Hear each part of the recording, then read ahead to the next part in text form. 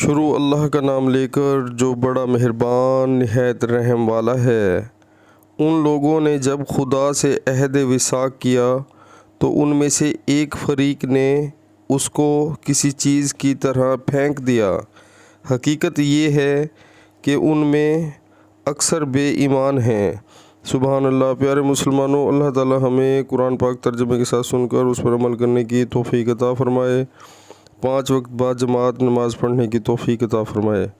پیارے مسلمانوں، اللہ تعالیٰ کی جو آیتیں قرآن پاک میں نازل اللہ تعالیٰ نے فرمائی ہیں، ہمیں چاہیے کہ ان کو ترجمے کے ساتھ سن کر اس پر عمل کریں۔ اسی میں ہماری صلاح ہے اور اسی میں ہماری فلاح ہے۔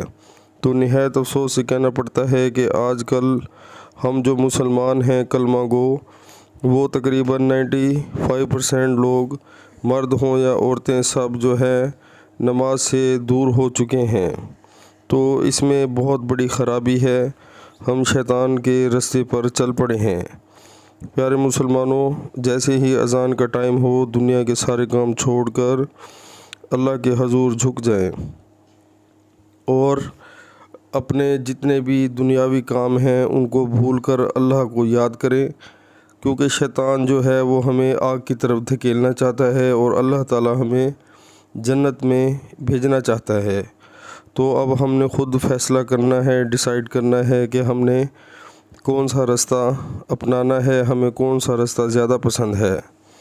ہم اپنے بچوں کو سکول کی تیاری تو بہت زیادہ ذوق و شوق سے کرواتے ہیں، لیکن مسجد میں جانے کے لیے ان کو بالکل تیار نہیں کرتے، نہ ان کو کنگھا دیتے ہیں، نہ ان کے کپڑے اچھے پہنواتے ہیں تاکہ وہ اچھے طریقے سے نماز پڑھیں۔